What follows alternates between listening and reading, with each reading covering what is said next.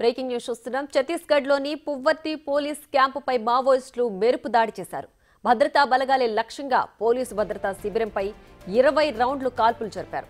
నిన్న అర్ధరాత్రి యూబీజీఎల్ రాకెట్ లాంచర్లతో విరుచుకుపడ్డారు. వెంటనే తేరుకున్న భద్రతా బలగాలు ఎదురు కాల్పులు జరిపారు. దీంతో ప్రతిఘటించలేక చీకట్లో మావోలు ఘటనా స్థలం నుంచి పారిపోయారు. సుక్మా జిల్లా జాగురుగుండా పోలీస్ స్టేషన్ పరిధిలోని పువ్వర్తిలో ఈ ఘటన చోటు చేసుకున్నట్లు పోలీసులు ధృవీకరించారు. ఎదురు కాల్పుల్లో భద్రతా బలగాలకు ఎటువంటి ప్రాణ నష్టం జరగలేదని వెల్లడించారు అధికారులు.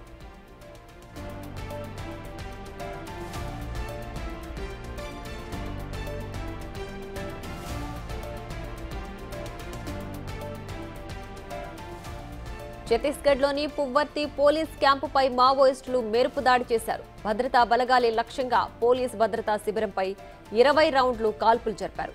నిన్న అర్ధరాత్రి యూబీజీఎల్ రాకెట్ లాంచర్లతో విరుచుకుపడ్డారు. వెంటనే తేరుకున్న భద్రతా బలగాలు ఎదురు కాల్పులు జరిపారు. దీంతో ప్రతిఘటించలేక చీకట్లో మావోలు ఘటనా స్థలం నుంచి పారిపోయారు.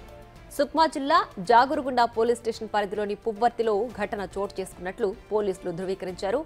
ఎదురు కాల్పుల్లో భద్రతా బలగాలకు ఎటువంటి ప్రాణ నష్టం జరగలేదని వెల్లడించారు అధికారులు.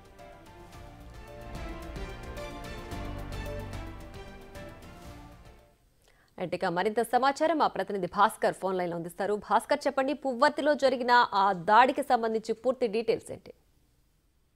ఇప్పుడు ఛత్తీస్గఢ్ రాష్ట్రం సుక్మా జిల్లాలో భారీ విషయం చోటు చేసుకుంది. 226 బెటాలియన్కి చెందిన సైనికులు మొత్తానికైతే మాత్రం ఒక్కసారిగా ఆ యొక్క అడవి ప్రాంతంలోనే ఒకవైపు బీజాపూర్, మరోవైపు అబుజ్మడ్ ప్రాంతంలో మొత్తానికైతే సోదాలు నిర్వహిస్తున్న నేపథ్యం అయితే ఉంది. అయితే దీనికి సంబంధించి ఇప్పటికే అక్కడ ఉదయం నుంచి కూడా నిన్నటి నుంచి కూడా అక్కడ సోదాలు నిర్వహిస్తున్న తరుణంలో డిఆర్జీకి సంబంధించినటువంటి భద్రతా సిబ్బందితో పాటుగా బెస్తర్ దళాలతో పాటుగా మరి కేంద్ర బలగాలతో పాటు రాష్ట్ర బలగాలు కూడా మొత్తానికైతే మాత్రం అక్కడ ఏదైతే అబుజ్మడ్ ఉందో అబుజ్మడ్ మొత్తం జల్లెడబట్టే నేపథ్యంలోనే ఒక్కసారిగా మావోయిస్టులు తారసపడ్డారు. ఆ మావోయిస్టులు తారసపడిన తర్వాత ఒకసారి ఎదురుకాల్పులు మొదలైన నేపథ్యం అయితే ఉంది. మొదటికైతే మాత్రం అక్కడున్న ప్రాంతానికి ఒక్కసారిగా ఎదురుకాల్పులు జరుగుతున్న ఘటనలోనే ఒకసారిగా పోలీసులు తో పాటుగా మావోయిస్టులు కూడా ఎదురుకాల్పులు ప్రారంభించడంతో మావోయిస్టు ఒక అతను మృతి చెందిన నేపథ్యం ఉంది. మావోయిస్టు సంబంధించిన సాహిత్య పుస్తకాలతో పాటు విలువైనటువంటి పేరు సామాగ్రి కూడా అక్కడ భద్రతా దళాలు మొత్తం కూడా స్వాధీనం చేసుకున్న నేపథ్యం అయితే ఉంది. అయితే ఇప్పటికే అక్కడ